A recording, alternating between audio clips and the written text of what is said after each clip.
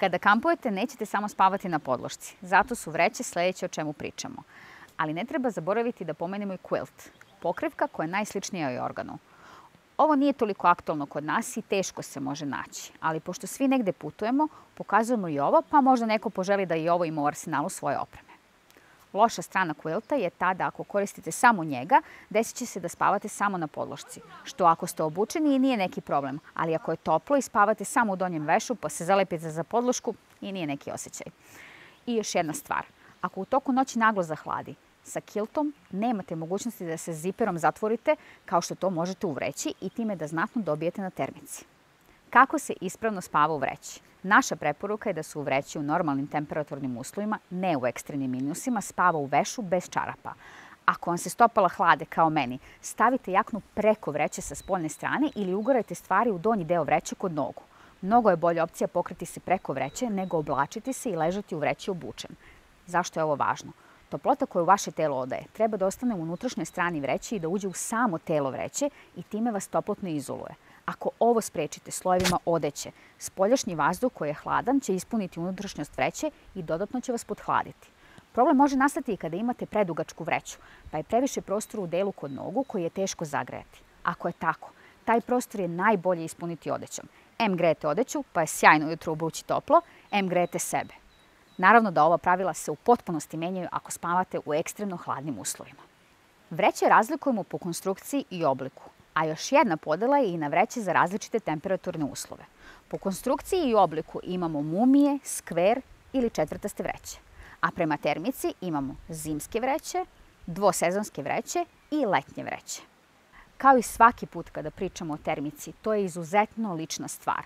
Nije retko da će neko zimsku vreću koristiti čak i u letnjim uslovima. Termika je individualna stvar.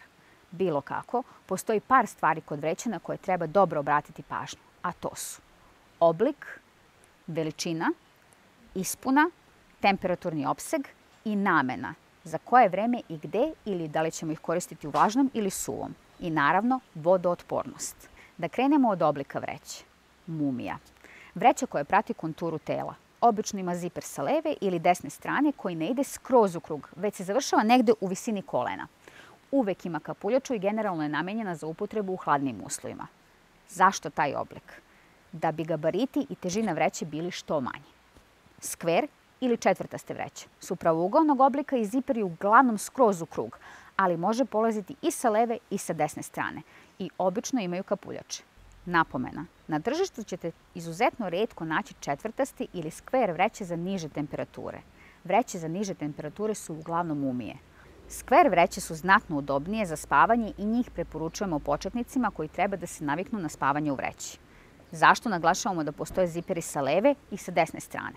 Postoje leve i desne vreće koje se mogu spajati. Pa ako želite da spojite dve vreće, morate da imate jednu levu i jednu desnu.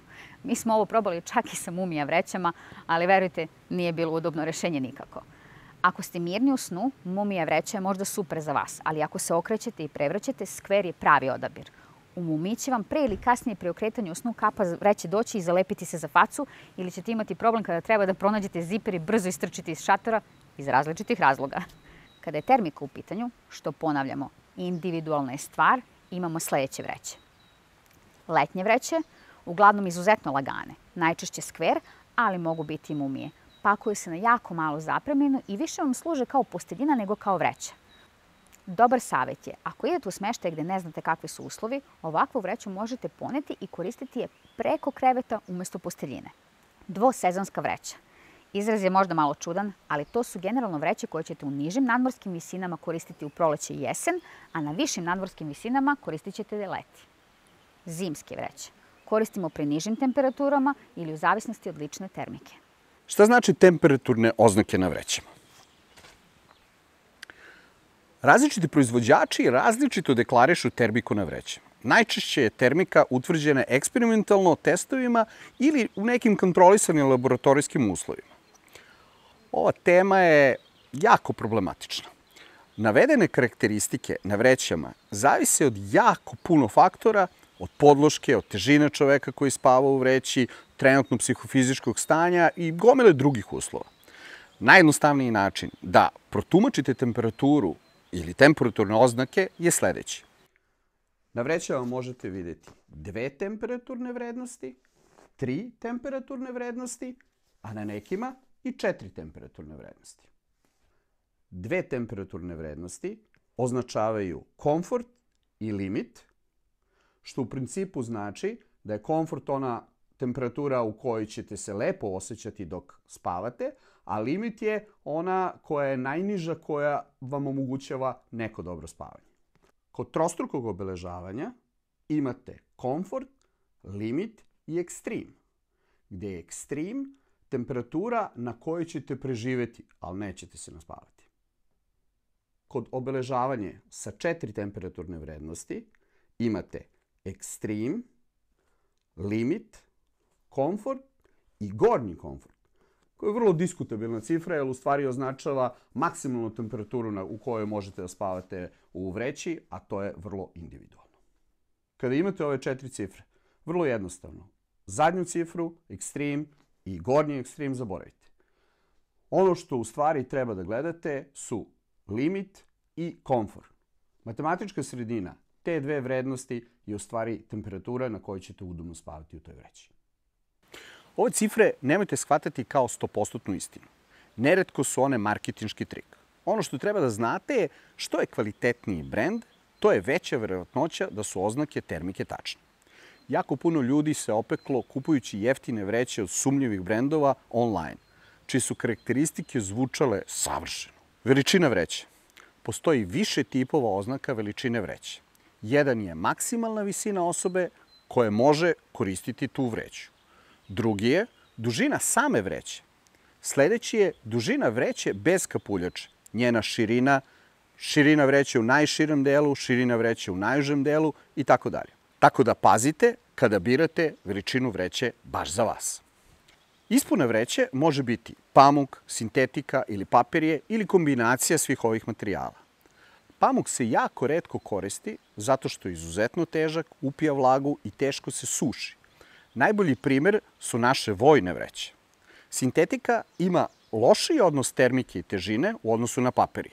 Teža je, ali zadržava skoro sve termičke osobine i kada je skroz mokra. Vreće sa ispunom od papirja imaju najbolji odnos težine i termike. Jako su lagane i izuzetno tople, ali kada se pokvasi, gubi u potpunosti termalni kapacitet. Poslednjih godina ovaj problem proizvođači pokušavaju da reše tako što hemijski tretiraju papirje i pokušavaju da ga naprave što više vodootpornim. Koju vreću da izaberete? Za istu termiku sintetičke vreće su jeftinije od perijanih, teže su i veće gabarita. Ukoliko vam je težina presudan faktor, a verovatnoća da će vam se vreća pokvasiti mala, savjetujemo da sigurno izaberete vreću sa ispunom od papirja. Vodootpornost vreće. Postoje vreće koje su napravljene od vodootpornih materijala, ali su izuzetno retke.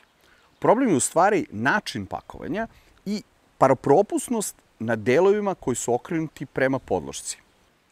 Kada je neophodno da zaštitite vreće od vlage ili snega, možete koristiti bivi vreće ili kod nas popularne kao bivak vreće, koje mogu biti napravljene od materijala sa membranom, koji je paropropustan ili vodorepelentnog materijala.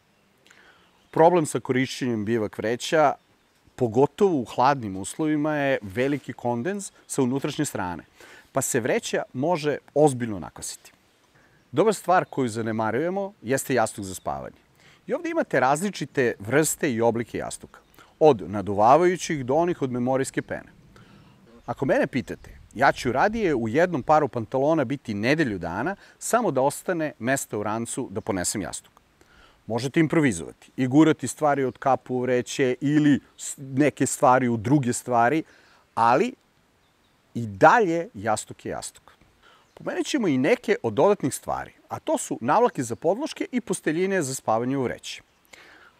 I jedno i drugo mogu biti izuzetno korisne stvari. Pogotovo ako ste kao mi, pozajmljujete vašu opremu prilično često drugim ljudima. Posteljina za vreće je osmišljena za višednevno spavanje u vreći, da ako je potrebno možete oprati posteljinu, a ne samu vreću. Savet. Kad god možete, raširite vreću da se izvetri. I ako usput može da se osunča, to je idealno. Pranje vreće je izuzetno komplikovano i svaki put kada perete vreću, kako god pažljivo i profesionalno to da uradite, izgubit ćete nešto od termike same vreće. Vreću perete samo kada stvarno morate. Bilo kako, u linkovima u opisu imate primjere nekih navlaki za podlošku, posteljina za spavanje u vreći i ne bih se više zadržavali na ovome, a ako vas ovo zanima, pišite nam. I da ne zaboravimo, jedan like i subscribe. I podelite video prijateljima za još jedan subscribe koji će like i subscribe.